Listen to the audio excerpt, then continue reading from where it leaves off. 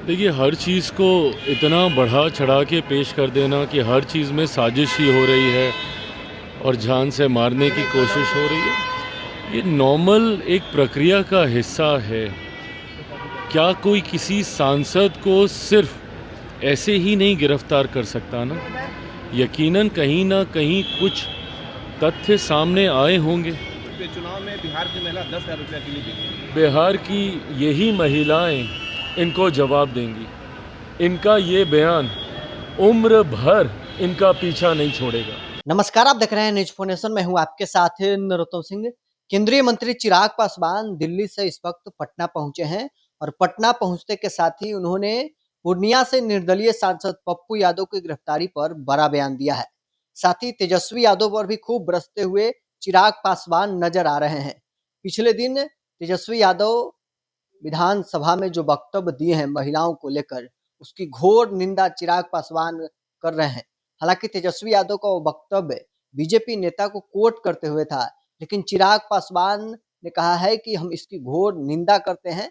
तेजस्वी यादव अब बिहार की महिलाओं की कीमत भी लगा रहे हैं। क्या कुछ केंद्रीय मंत्री चिराग पासवान का कहना है, छोड़ जाते हैं आपको इस वीडियो के साथ। पिछले चुनाव में बिहार की महिला 10,000 रुपये के लिए बिकी। बिहार की यही महिलाएं इनको जवाब देंगी। इनका ये बयान उम्र भर इनका पीछा नहीं छोड़ेगा। अगर बिहार की महिलाओं को तेजस्वी बिकाऊ कहते हैं तो यही महिला आने वाले दिनों में इनसे गिन गिन कर इनसे जवाब मांगेगी।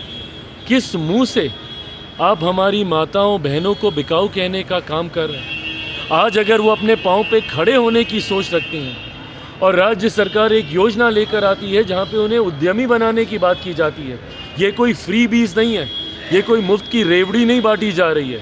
ये उनको, उनके परिवार को आर्थिक तौर पर सशक्त करने की सोच के साथ बनाई गई योजना है। और ऐसे में इस योजना को लेकर अगर तेजस्वी को लगता है कि महिलाएं बिक गई हैं तो शर्म आनी चाहिए उनको ऐसी बातें कहते हुए। बिहार की महिलाओं का जो सम्मान नहीं करेगा वो कभी आगे नहीं बढ़ पाएगा। बिहार की ही नहीं, जो व्यक्ति महिलाओं का सम्मान नहीं करता वो कभी जीवन में सफल नहीं हो पाएगा। देखिए, हर चीज़ को इतना बढ़ा चढ़ा के पेश कर देना कि हर चीज़ में साजिश ही हो रही है और जान से मारने की कोशिश हो रही है, ये नॉर्मल एक प्रक्रिया का हिस्सा है। क्या कोई किसी सांसद को सिर्फ ऐसे ही नहीं गिरफ्तार कर सकता ना? यकीनन कहीं ना कहीं कुछ तथ्य सामने आए होंगे, कुछ ऐसे प्रमाण सामने मिले होंगे जिसके आधार पर ये कार्रवाई की गई है। ऐसे में मैं मानता हूँ कि हर किसी को न्यायिक प्रक्रिया पर विश्वास रखना चाहिए।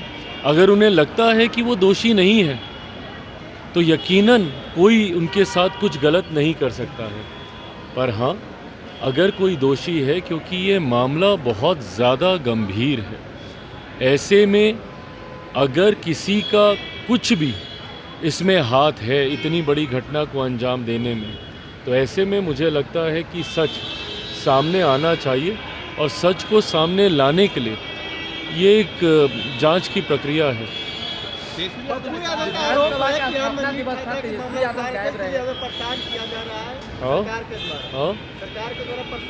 परेशानी की बात ही नहीं है। ऐसे राहुल गांधी ने भी ट्वीट किया है। ये विंडिक्टिव पॉलिटिक्स, ये कांग्रेस, उनके सहयोगी राजद जैसे दल, ये लोग करने का काम करते हैं जब ये लोग सत्ता में रहते हैं। एनडीए की सरकार में एक बात स्पष्ट है कि अगर कोई दोषी है तो उसे बख्शा नहीं जाएगा, और अगर कोई बेगुनाह है तो उसके ऊपर कोई आंच नहीं आएगी। तो कोई अगर सोचे कि विंडिक्टिव पॉलिटिक्स की जा रही है, बदले की भावना से इस तरीके का कदम उठाया जा रहा है, आप सांसद हैं भाई, कोई बिना किसी आधार के आपके ऊपर ऐसी कार्रवाई नहीं की जाएगी। यकीनन कहीं ना कहीं कुछ ना कुछ जांच एजेंसीज को मिला होगा जिसके आधार पर ये कार्रवाई की गई। विधानसभा का स्थापना दिवस था, तेजस्वी यादव आज नहीं पहुंचे बुलाने के बावजूद, और अपने कार्यालय में सम्मान समारोह था उसमें गए और मुकुट पहनते हुए नजर आए। तो ये दर्शाता है ना कि भैया आप लोकतंत्र को कितना महत्व देते हैं। आपके लिए आपके निजी कार्यक्रम, आपके पार्टी के कार्यक्रम वो प्राथमिकता है और होना भी चाहिए, उसमें कहीं कोई गलत नहीं है, आप उनको प्राथमिकता दीजिए। पर ऐसे में जब आप नेता प्रतिपक्ष की भूमिका में हैं, नहीं निभा सकते हैं जिम्मेदारी तो छोड़ दीजिए ना। चुनाव के बाद सबसे ज़्यादा आतुर आप नेता प्रतिपक्ष की भूमिका को लेने के लिए ही थे।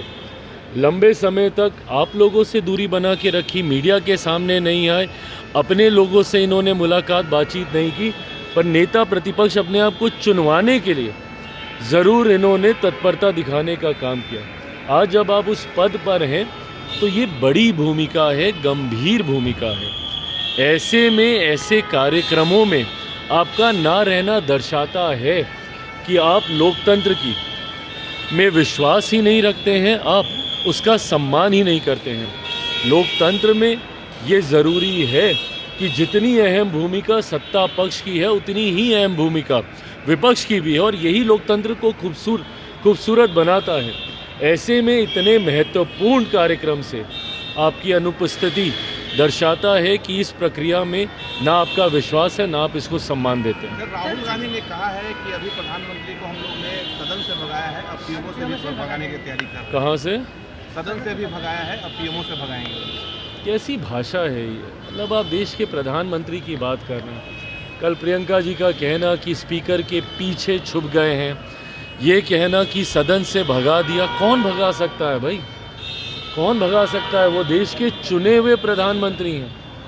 देश की एक बड़ी आबादी ने उन पर अपना विश्वास जताया और आपको नकारने का काम किया, और इसीलिए आप आज विपक्ष में बैठे हैं।